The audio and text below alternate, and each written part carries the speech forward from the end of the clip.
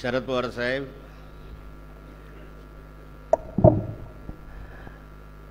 सर्व मान्यवर बंधू भगिनी आणि मित्रांनो,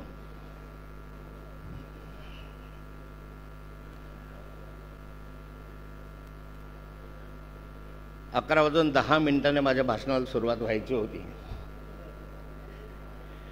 पण 12 वाजून 30 मिनिट आता होत आहे. म्हणजे मला असं वाटतं की एक एक वक्ता मागचा जे बोलत होता ते ऐकावंसं वाटत, आणि प्रत्येक वक्त्याला या ठिकाणी वन्स मोरची घोषणा, और बोलो. म्हणजे आपल्याला या ठिकाणी प्रत्येकाचं भाषण आवडत होतं, मुद्दे आवडत होते, आणि मी आवर्जून सर्वांच्या कालपासून आजपर्यंत कार्यकर्त्यांसहित सर्वांचे भाषणं मनपूर्वक ऐकत. आत्ता सरकार येणारच आहे, अगदी सरकार आता आलेलंच आहे, आणि त्यामुळे आता फारसं काही करण्याची गरज नाही आहे. भाषणांमुळे जर सरकार आले असते तर गल्लोगल्ली नुसतं भाषणच करत फिरावं लागलं असतं. पण तो भाषण हा आहे तो वातावरण निर्मितीचा एक भाग आहे, मानसिकता तयार करण्याचा एक भाग आहे. आधीच्या वक्त्यांनी आपली मानसिकता तयार केली. कधी कुणाच्या मनात नैराश्याचं वातावरण असेल की अभी क्या होने वाला है, पार्टी तर आता बिभंगली दुभंगली, आता कसं होईल, खरंच आपलं सरकार येणार आहे का, तर या शंकांना साऱ्यांना विराम देण्याचं काम आतापर्यंतच्या वक्त्यांनी केलं आहे. एक आत्मविश्वास आपला त्या माध्यमातून वाढला की यस, कल की सरकार हमारी होगी, उद्याची सरकार आमची असणार. पण सरकार आणण्यासाठी आपल्याजवळ राज्याचे किती वेळ आहे. अगदी आता मला असं वाटतं की 28 तारखेला भगवान श्रीरामाच्या मूर्तीची प्राणप्रतिष्ठापना झाली.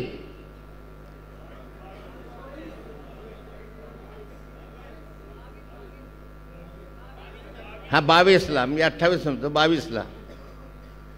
22ला झाल्यानंतर 28 ते 30च्या दरम्यान लोकसभेची आचारसंहिता लागली तर आश्चर्य वाटून घेऊ नका.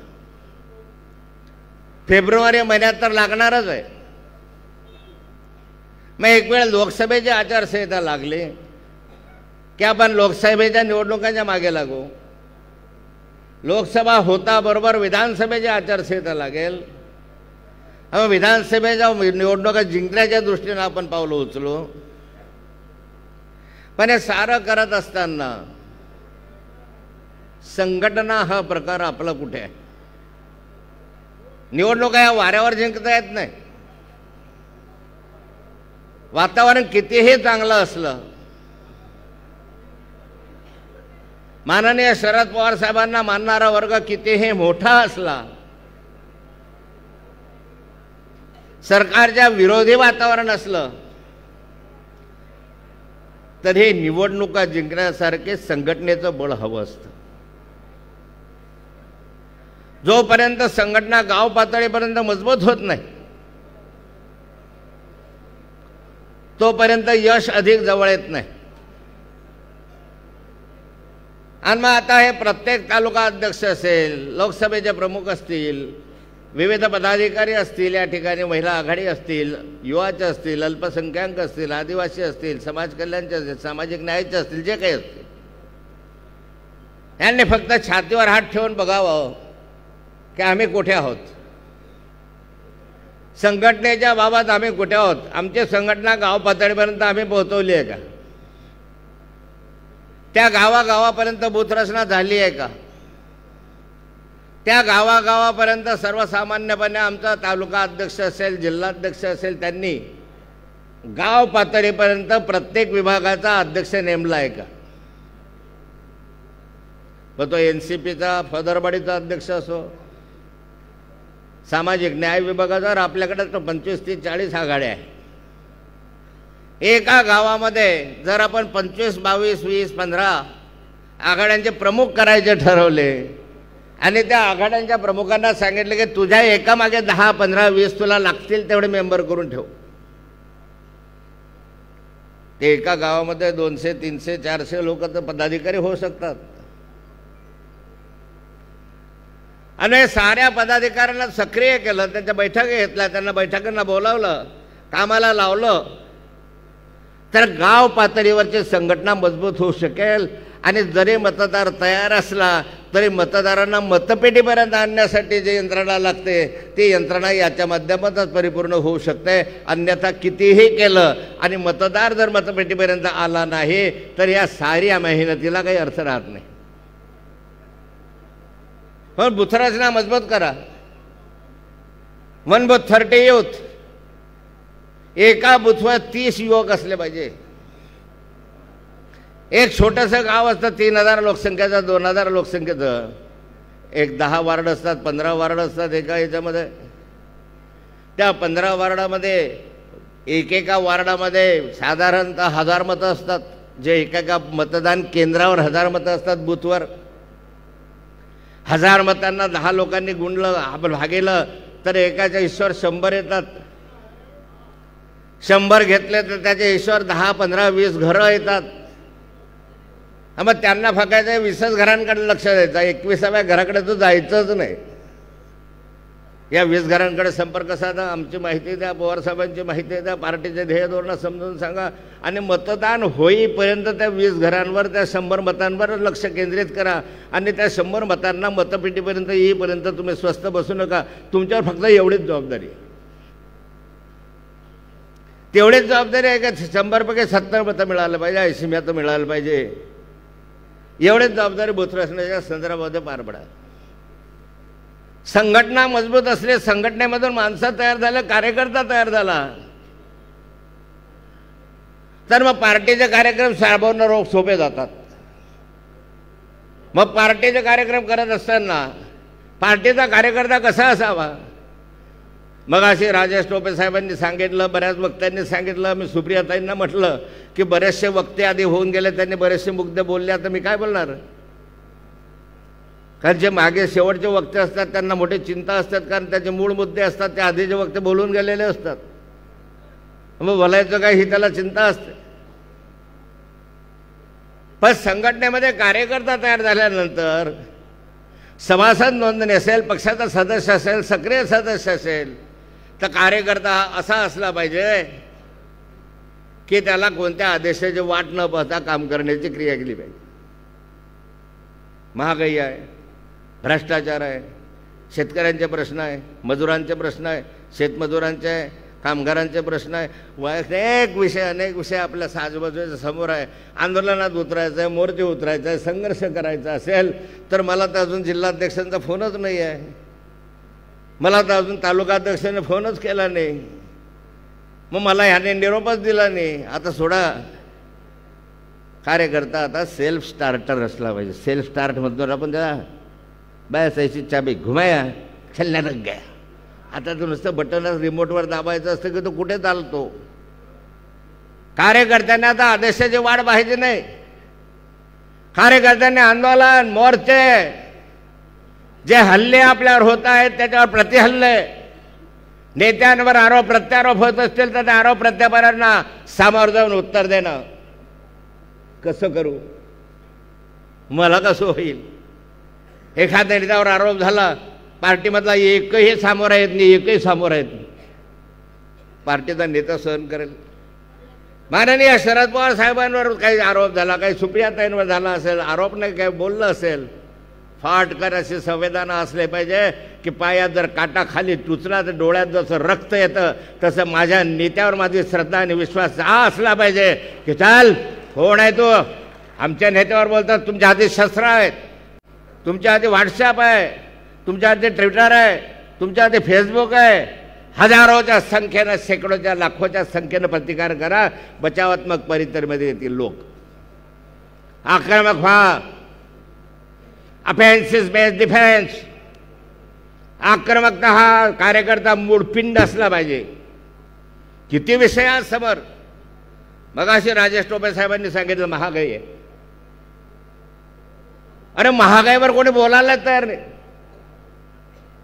जीवनावश्यक वस्तूंचे भाव वाढले, गॅसचे वाढले, विजेचे दर वाढले, साऱ्या गोष्टींचे भाव वाढले, पण चर्चा नहीं है. चाय पे चर्चा तो दूध पे चर्चा क्यों नहीं?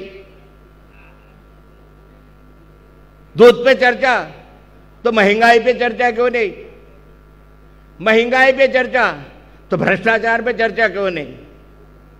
करा गल्लोगल्ले जा, बोर्ड तयार करा, चौकात चौकात बसा, दुधावर चर्चा. दुधाचे भाव कमी का झालेत? शेतकरी मेला, ठार मेला, पशुखाद्याचे भाव वाढले, दुधाचे भाव कमी झाले. ग्राहकाला दुधाचा फटका बसतोय. इथून 25 रुपये लिटरनं दूध घेतात, ग्राहकाकडे तुम्ही 60 रुपये विकता, 70 विकता. मधला दलाल कोण आहे? घडवा चर्चा. जीवनावश्यक वस्तूंवर घडवा चर्चा. गॅस की हंडी मोफत, गॅसचे काय म्हणतात ते शेगडी मोफत, हे फुकट. आणि त्या हंडीचे दर 3 पट भरण्याचे, तिप्पट. फुकट देऊन काय? हत्ती दरवाजामध्ये आणला त्याला खायला पाहिजे की नाही स्वस्तात? पण बोलायचं काय? योजना आहेत. आणि आज शेतकरी अहवाल दिला आहे, महागाईला त्रस्त झालेला ग्रामीण भाग आहे. कोण त्या महागाईवर बोलतोय? आंदोलन करा, मोर्चे काढा. 10 जण उभे राहिले तरी चालतील, 5 जण उभे राहिले बोर्डवर तरी चालतील, नाही आले 100 तरी चालतील. पण येऊ द्या ना मीडिया समोर. मीडिया तयारच असतो बऱ्यापैकी, काही ना काही तर दाखवतो. पण कार्यकर्ते किती आंदोलनामध्ये जातो आपण? मी आंदोलनात गेलो, मी याच्या विरुद्ध बोललो तर माझं काय होईल? त्याच्या विरुद्ध ईडी लागेल का? त्याच्या विरुद्ध लागेल CBI लागेल का? त्याच्या विरुद्ध बोल ACB लागेल का? ही जर भीती मनात बाळगून कोणी बोलत असेल तर तो कार्यकर्ता पुढच्या कालखंडामध्ये पार्टीचा सक्रिय कार्यकर्ता होऊ शकत नाही. हे स्वार्थी कार्यकर्ते आहेत. पार्टीसाठी काम करत असताना, पार्टीसाठी काम करत असताना अंगावर घेण्याची भूमिका घ्या, तरच संघटन मजबूत होईल, तरच तुम्हाला यश मिळणार आहे पुढच्या कालखंडामध्ये. चर्चेमध्ये अनेक विषय येऊ शकतात. अरे महागाई झाली, रॉकेल नाही, डिझेलने रॉकेल बंद करून टाकलं, डिझेल झालं, पेट्रोल झालं. साधा स्मशानभूमीत गेलं, एखादं प्रेत जळत नसलं आणि त्याला म्हणलं रॉकेल बंद केलं, हो या सरकारनं तर आता रॉकेल टाकलं असतं. अरे डिझेल महंगा हो गया, अबे डिझेल महंगा नाही तर डिझेल आणून टाकलं असतं. जिथे मिळेल तिथे चर्चा करा. अनेक ठिकाणी केंद्र सरकारचा पैसे, गल्लोगल्ली पैसे, अनेक विषय नजरेसमोर अनेकांनी आता मागच्या शब्दामध्ये बोललेत. पण हजारो तोंडांनी ज्यावेळेस आपण हे मांडू त्यावेळेस खऱ्या अर्थानं लोकांपर्यंत जाईल. एक एक गोष्ट वारंवार वारंवार वारंवार वारंवार लोकांना सांगावी लागते. एक वेळ सांगून उपयोग नसतो, संघर्ष करावा लागतो. आणि या माध्यमातनं आपल्याला हे करत असताना संघटन मजबूत करावं लागतं. संघटनेशिवाय पर्याय नाही. माननीय शरद पवार साहेबांची पुण्याई शेवटच्या टोकापर्यंत आहे, पण हे पुण्याई एकत्र करून आणण्याचे जर काम करायचं असेल तर संघटनेशिवाय होणार नाही. आणि यासाठी सर्वांचे मतभेद दूर केले पाहिजे. नाही तर मग काय नाथा बनून माझं काम ते केलंच नाही म्हणजे अंधव मी कशाला बोलू? मग त्यानं हे केलंच नाही मी कशाला बोलू? तो मोठा आहे, त्याची जबाबदारी आहे, त्यानं करावं, माझी जबाबदारी नाही आहे. सर्वसामान्य सैनिकाप्रमाणे ही प्रत्येकाची जबाबदारी आहे. तो लहान असो, मोठा असो, पदाधिकारी असो वा नसो, त्याची ही जबाबदारी आहे पक्षाच्या कामासाठी. जर आता आपल्याला युद्ध जिंकायचं असेल तर प्रशिक्षण झालं आहे. हे प्रशिक्षण शिबिर आहे, तुम्हाला माहिती मिळाली आहे, युद्धाची तयारी झाली आहे. पण शस्त्र चालवण्याचं प्रशिक्षण जोपर्यंत तुमच्या हातात मिळत नाही तोपर्यंत काय? मग शस्त्र कोणते आहे? हेच आहे, आंदोलन, मोर्चे, हे ते. बोला, महंगाई पे बोलो. त्याच्यावर याच्यासाठी सोशल मीडियाचा वापर करा. मग असे उत्कृष्ट प्रकारचं काल त्यांनी बोललं सोशल मीडिया. आता मी त्यात फार बोलत नाही, पण सोशल मीडिया हे पुढच्या कालखंडामध्ये अत्यंत महत्त्वाचं शस्त्र आहे. एक जर टीकाटिप्पणी आली आपल्या पक्षावर किंवा माननीय शरद पवार साहेबांवर तर शेकडोनं त्याच्यावर आपल्या प्रतिक्रिया असल्या पाहिजे की तो समोरचा माणूस नाउमेद झाला पाहिजे. अरे कुठून बोललो मी कालचा विषय पहिला बोलायला नको. माननीय आमचे जे जितेंद्रजी आव्हाडेचं बसले असतील, पण जितेंद्रजींनी काल एक विषय सांगितला की भगवान श्रीराम हे मांसाहारी होते. कदाचित हे त्यांचं व्यक्तिगत मत असू शकेल, ते पार्टीचं मत असेलच असं मला वाटत नाही. पण तो एक लक्षात ठेवा की ज्या ठिकाणी श्रद्धेचा विषय असतो, ज्या ठिकाणी भावनेचा विषय असतो, त्याच्यापेक्षाही महत्त्वाचं समोर निवडणुका असतात, तर असे वादग्रस्त विषय काढणं शक्यतो टाळावं असं जितेंद्र आव्हाड साहेबांना वडिलकीच्या नात्यानं मी सांगणार आहे. माझा तो अधिकार आहे. का मधमाशांच्या पोळ्याला दगड मारायचं, कशाला अंगावर घ्यायचं? अनेकांनी विषय बोलायला असू शकतं, त्यांचं मत आहे, त्यांचं मत त्यांच्या दृष्टीनं ते 100% खरंही असेल, पण तर माझं मत नाही आहे. माझी श्रद्धा आहे, तुमची श्रद्धा आहे, लाखो लोकांची श्रद्धा आहे. काल रात्रभरापासून 1 वाजेपर्यंत पत्रकार मला विचारत होते तुमचं मत काय. तुम्हाला तर माहीत आहे अलीकडे काय झालं आहे या मीडियाला. इकडे काही बोललं की बाहेर मीडिया उभा असतो, गेले की ते आपल्यासमोर काय तुमचं काय म्हणणं आहे, आव्हाड साहेब असे बोलले त्याच्यावर तुमची काय प्रतिक्रिया. अरे का प्रत्येक गोष्ट प्रतिक्रिया देत बसायची का? पण एक तुम्हाला सांगतोय की निवडणुकीच्या दरम्यान असा कोणताही वादग्रस्त विषय घेऊ नका जो आपल्या अंगावर येईल, जरी खरं असलं तरी घेऊ नका अंगावर. अरे शक्ती खर्च करा ना, दुसरीकडे करा शक्ती निर्यात बंदीवर. कांद्याला भाव नाही, कापसाला भाव नाही, संत्र्याला भाव नाही, सोयाबीनला भाव नाही, तूरला भाव नाही. मागच्या वर्षी कापूस 15,000 रुपये प्रति क्विंटलपर्यंत गेला होता, 12,000 रुपये विकला गेला होता. आज 6,000 घ्यायला कोणी तयार नाही. केंद्र सरकारने त्याच्यावर निर्यात बंदी केली, निर्यात शुल्क लावलं. कापसावर जो कापूस या विदर्भ मराठवाडा खानदेशचा मुख्य उत्पादन आहे, त्या कापसावर तुम्ही त्या ठिकाणी निर्यातीवर शुल्क लावता, निर्यातीवर हे करतात, बंद केलं. 6,000 रुपये भावाला. या ठिकाणी दुधाचे दर कमी झाले. परवा दिवशी एकच दिवस आळवा गेला, संत्र्यावर निर्यात शुल्क लावलं 40%. संत्रा आता हा काही निर्यात शुल्क लावण्याचा विषय असू शकतो? विदर्भामधलं प्रामुख्यानं नागपूर शहरामधलं संत्रा हे मुख्य उत्पादन आहे.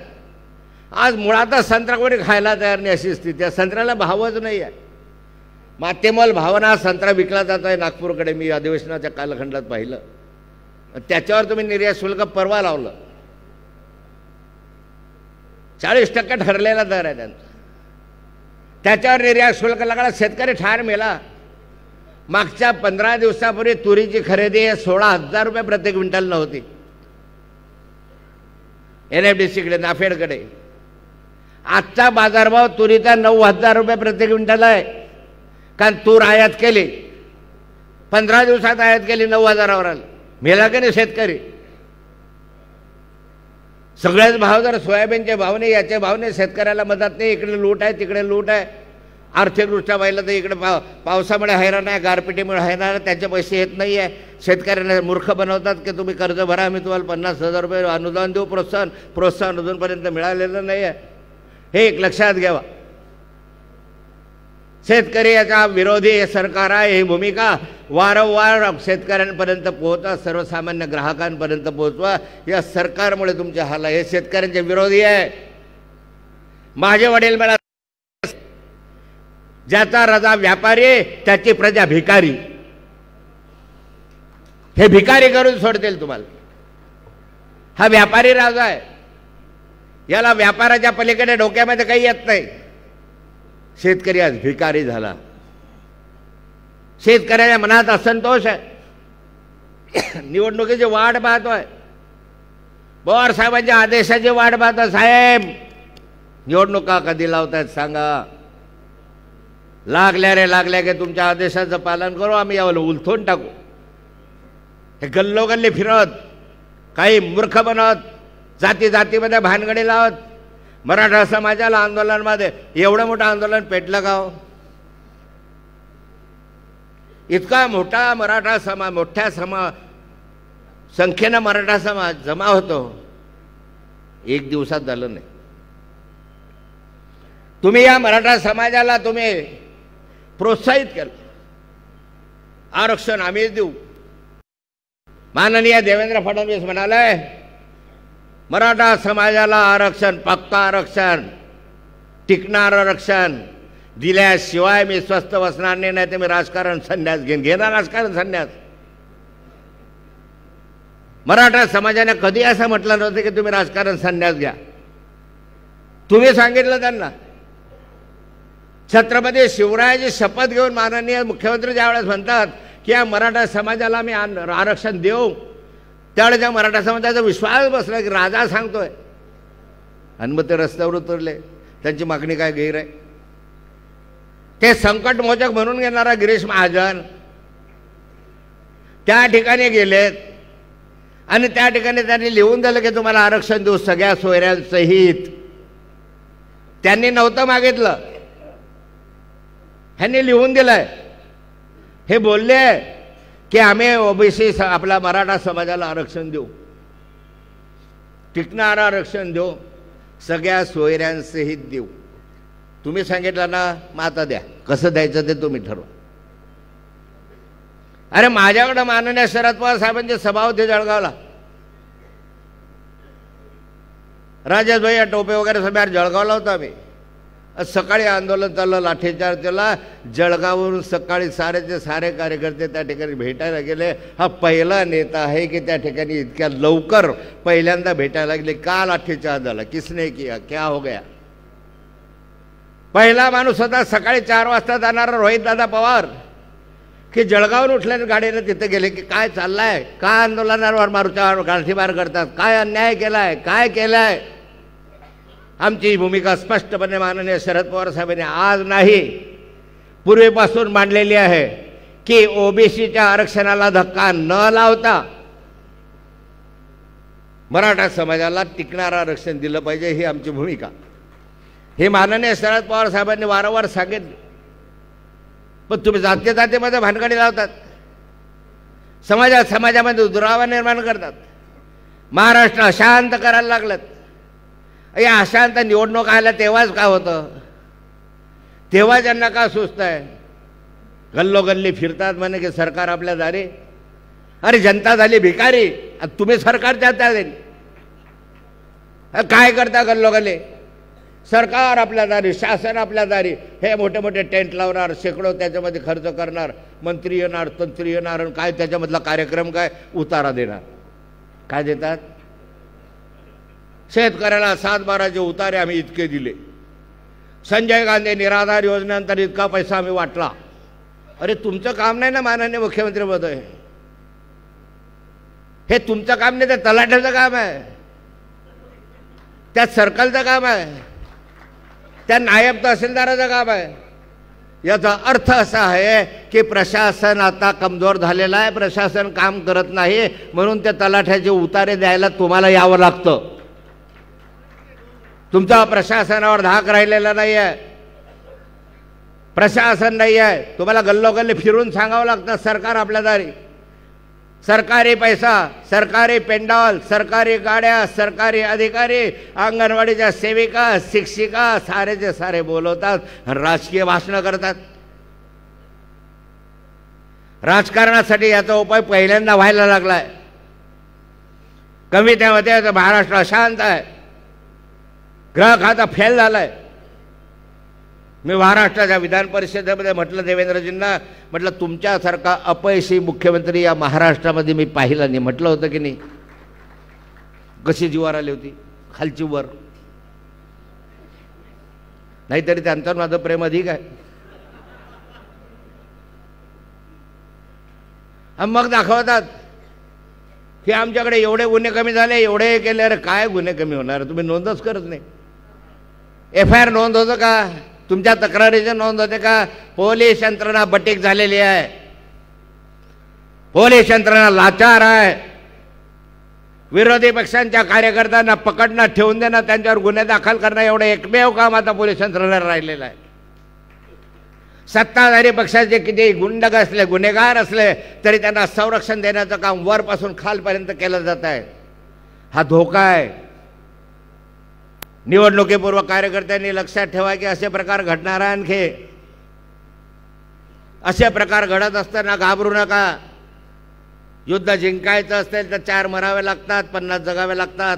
त्याच्यातनं युद्ध जिंकतं. किती घायाळ झाले आणि किती मृत्युमुखी बसले याचा आकडा मोजायचा नसतो. एकच ध्येय समोर ठेवायचं, या सरकार हमकोला नाही. आणि हे सारं जर करत असाल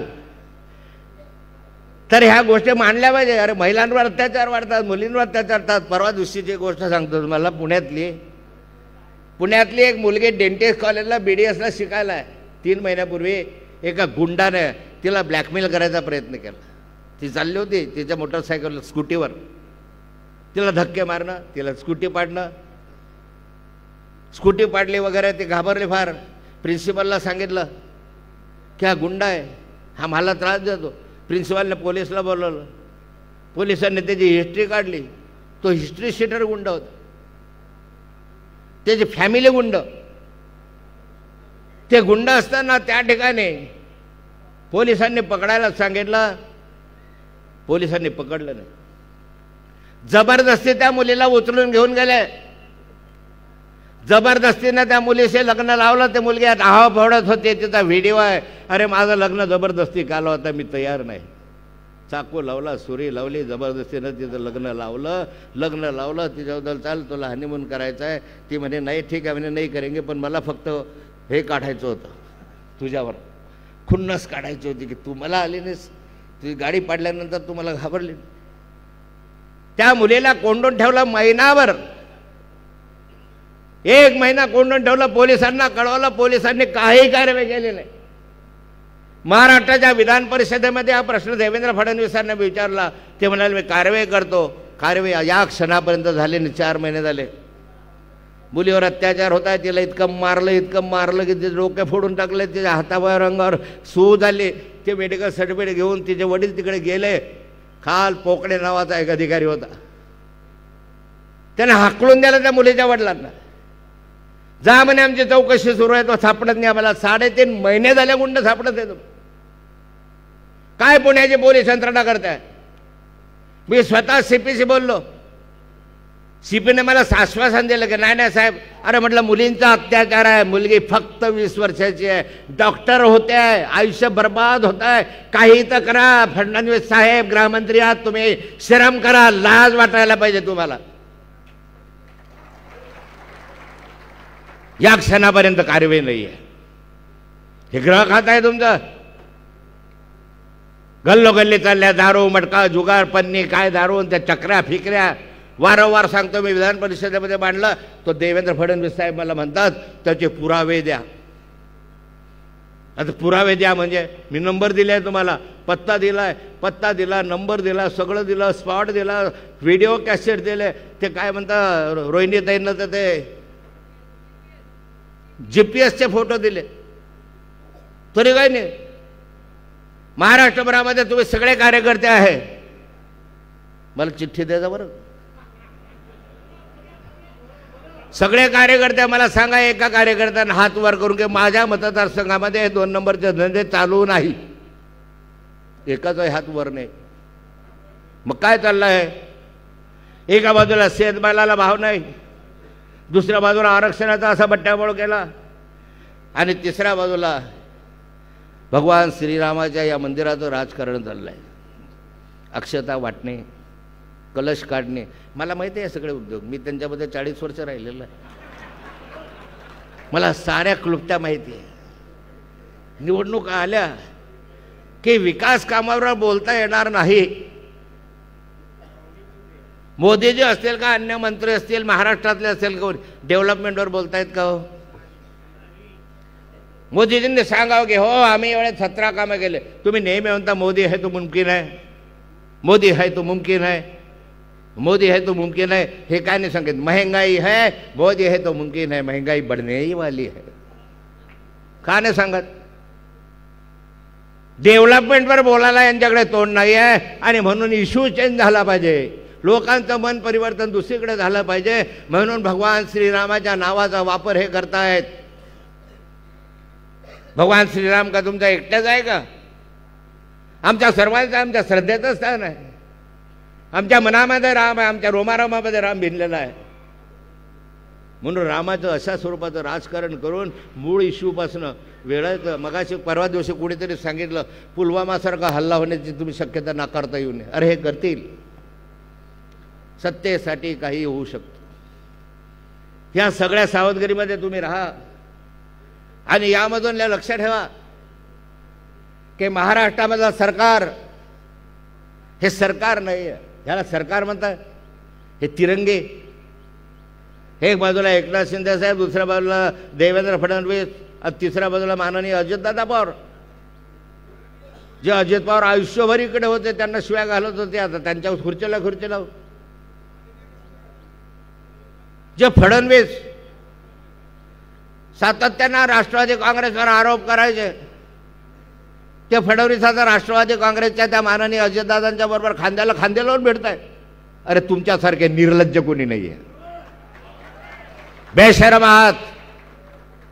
सरकार तुम्ही आणलेलं नाही, तुम्ही जबरदस्तीनं छीन केली आहे. तुम्ही सरकार आमच्याकडे जबरदस्तीने घेतलंय.